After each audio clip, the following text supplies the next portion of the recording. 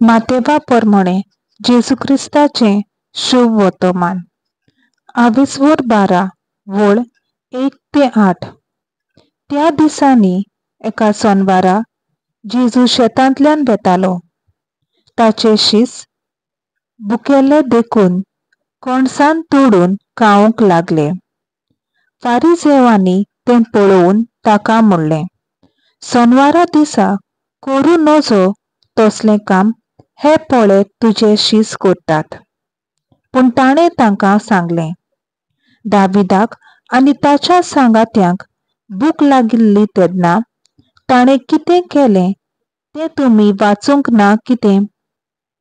म्हणजे कशे भाशेन तो देवाच्या घरांत भितर सरलो आनी ताका आनी ताच्या बाराबरच्यांक खावूंक सोत्या नासली, पूण फकत याज्ञिकांनी खावूंक येताले ते देवाक भेटयलोले उंडे तांणी केले. हें तुमी वाचूंक ना कितें? वो सोनवारा दिसा याज्ञीक देव मंदिरांत सोनवार मोडटात तरूय गुन्यांवकार जायनात. हेंय तुमी समृद्धींत वाचूंक ना बी? तर हांव तुमकां सांगतां, देव मंदिरावून व्हड कोण एकलो हांगा आसा.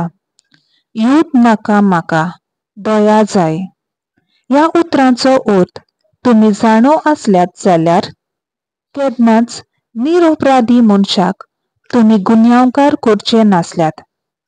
तर मनशाच्या पुताक संवसाराचेरूय अधिकार आसा.